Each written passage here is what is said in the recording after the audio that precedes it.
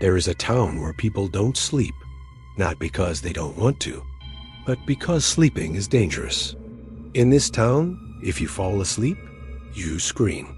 And if you sleep too deeply, you never wake up. I moved to this town for a job. It was small, cheap, and seemed incredibly quiet. The perfect place to start fresh, or so I thought. The bus driver dropped me off just as the sun began to dip below the horizon, painting the sky in shades of orange and purple. As I stepped down onto the cracked pavement, he caught my eye in the rearview mirror. His expression was serious. "Set an alarm," he said, his voice low. "For when?" I asked, confused. He hesitated for a moment, his gaze lingering. 3:55 a.m. Before I could ask why, the bus doors hissed shut, and it pulled away, leaving me alone on the empty street. My new apartment was clean, but unnervingly empty. There were no decorations, no personal touches left behind by the previous tenant. It felt sterile, like a room that was never truly lived in. That first night, I lay on the bare mattress, the only furniture I had, just scrolling through my phone. The silence was the strangest part. It wasn't just quiet. It was heavy, suffocating. There was no distant hum of traffic, no dogs barking, not even the sound of wind rustling through the trees. It was a complete absence of sound. I glanced at my phone. It was 3:58 a.m. I still wasn't sleepy, a strange sense of alertness keeping me awake. Then, the numbers on the screen changed. 4 a.m., and the entire town screamed. It wasn't random screaming. That's what made it so terrifying. Every single scream, from every house, began at the exact same moment. The voices of men, women, and even children, all joined together in a single horrifying chorus. It wasn't a scream of panic or fear. It was a scream of pure, unadulterated pain.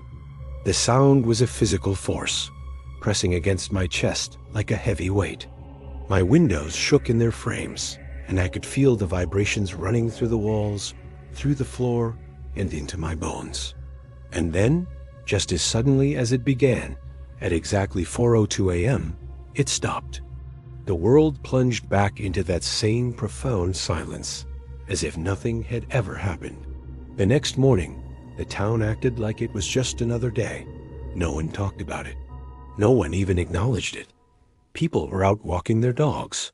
Shops opened for business.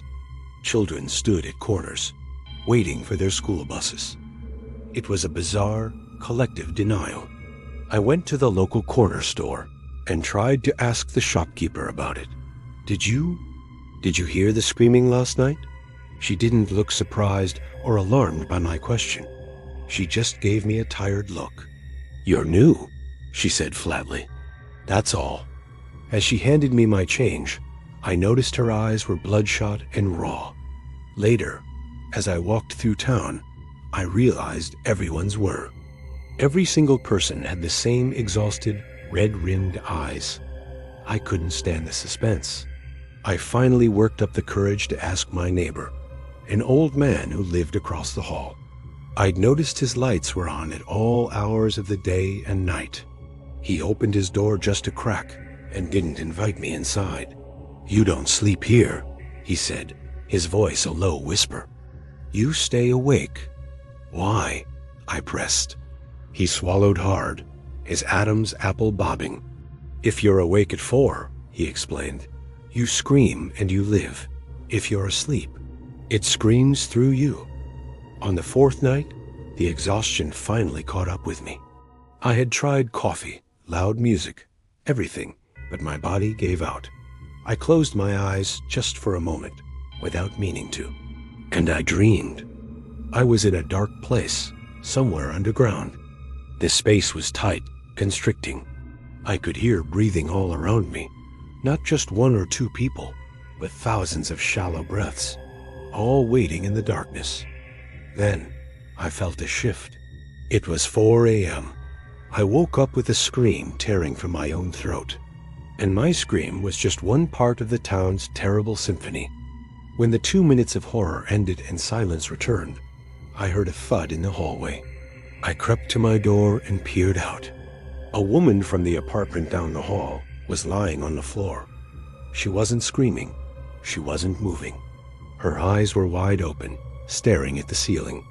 Her mouth was stretched wide, frozen in a silent scream, as if she had tried, but something had stopped her. Before the sun was even up, a plain white van pulled up. 2 men carried her body away. There were no sirens, no police, just the van, disappearing into the pre-dawn gloom. A few days later, a woman named Myra finally told me the truth. She found me in the park, staring into space, and I think she took pity on me. 17 years ago, she said, this was a mining town. There was a tunnel collapse deep under where we were sitting. It was the night shift. Hundreds of miners were trapped. At exactly 4 a.m., the oxygen ran out. The town above, their families, their friends, they all slept through it. They slept peacefully while hundreds died beneath their feet. Now, the dead make sure no one ever sleeps through it again. The screaming isn't a punishment, she said, her voice trembling. It's a warning. It's 3:56 a.m. now. Every single light in my apartment is on.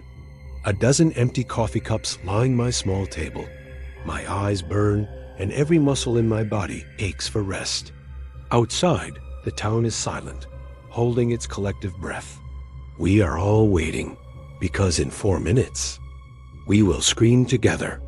We will scream to let whatever is listening below know that we are awake, that we remember. And we pray that it's enough to keep it down there. So if you ever find yourself passing through a quiet little town where no one seems to sleep, set an alarm. Stay awake. Because if you fall asleep at 4 a.m., you won't be screaming with them. You'll be screaming for them, and no one will ever hear you.